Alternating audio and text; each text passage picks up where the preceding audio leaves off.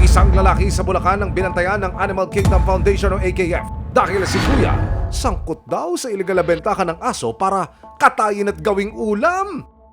Yun yung tinitignan natin. Yung mga ebidensya tayo against sa kanila para mapala natin ang case. For sale daw ang mga aso sa halagang 200 to 300 pesos kada piraso. Oh no! Si Bantay gagawing asusena!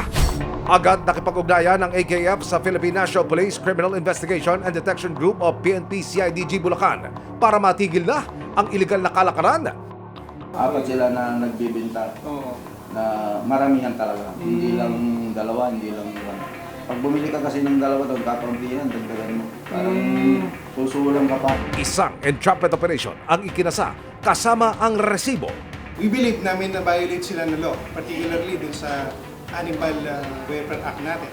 So, sa madaling salita, prohibited yung ginagawa nila na selling ng mismong aso o mismong meat.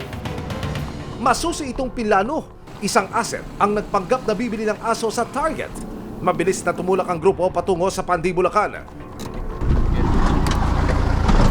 Oras na para katayin ang iligal na gawain.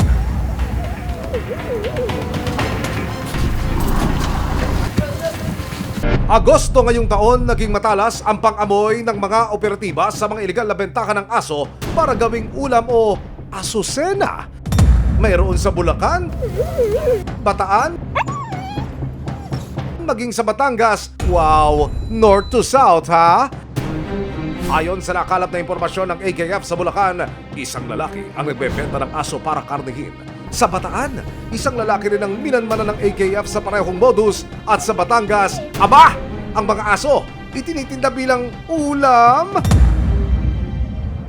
Agad nakipag-ugnayan ng Animal Kingdom Foundation sa Criminal Investigation and Detection Group, Bulacan, para mahuli ang dog trader sa bayan ng Pandi. Ganito ang gawin mo pare. Halimbawa kung yung mga aso ay nandyan sa likod ng bahay niya, binago yung sinasabi mong area. Ilabas mo lang siya, kukunin na namin. And then, ituro na lang niya yung area. Kung hindi niya ituro, sabi mo sa mga tropa mo doon, mamaya mag-guide sa amin na ituturo lang yung kung nasan yung mga aso. Ano? Sige. Baba na kami, sir? Sa hudyat ng asset, positive! Kumagat ang suspect. Nahuli sa kanya ang 6 na aso na nakasilid sa mga sako. Agad sinakip ng AKF ang mga aso.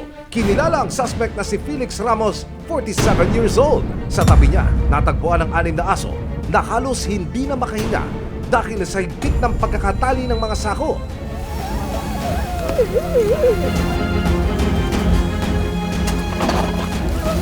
Agad ni-rescue ng AKF ang mga aso.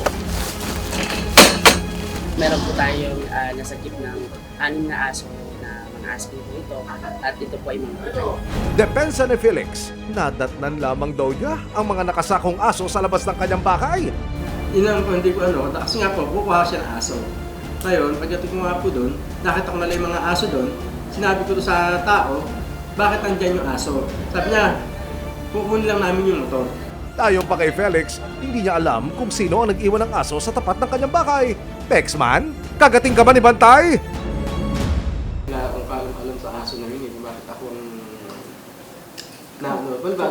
dahil bahay ko yun. Hindi niyo po kilala yung Hindi ko kilala yung kumukuha ng aso na yun. Dadalhin po natin sila sa ating rehabilitation center kung saan po nakalocate po ito sa Kapas, Tarlac.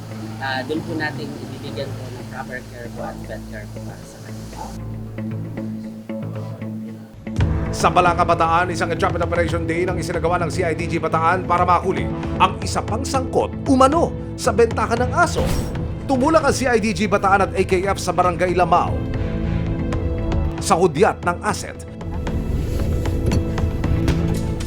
Agad iniligtas ng AKF at CIDG ang mga kaawa-awang aso na nasa loob ng isang kulungan.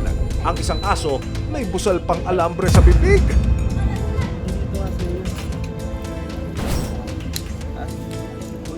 Pitong aso ang nailigtas mula sa suspect na si Antonio Demanya. Ngayon, ikaw ay naka-violate ng violation of 10361 Animal Welfare Act, no?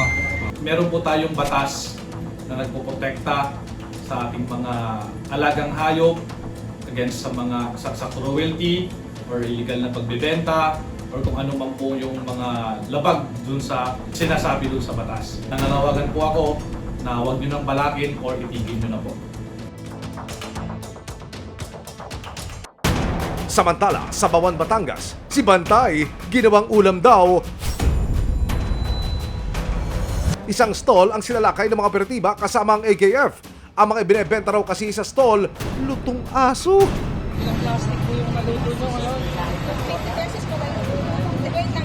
Iba't ibang putahe rin ang nadat na ng mga otoridad. Siyempre, ititinda na yan nila ng luto. Naka-styrofoam yan or naka-plastic-plastic. Usually, no, may kakatabing tindahan yan, doon na nila ibibenta. Naka-styrofoam po yan. Nakuha rin mula sa mga tindero ang 2 ulo ng aso. Naku po! Ang tapang ng sikmura nyo! Attorney, sa pag-aaral ng Animal Kingdom Foundation, meron naman hong baboy, baka, isda, manok. Bakit to aso? Kasi mas mura ito. Mas available or easily available. Kinasuhan ng paglabag sa Animal Welfare Act ang mga nahuling nagbebenta ng aso at karne ng aso. Samantala, dinala sa shelter sa Kapas Tarlac ang mga nasagip na aso.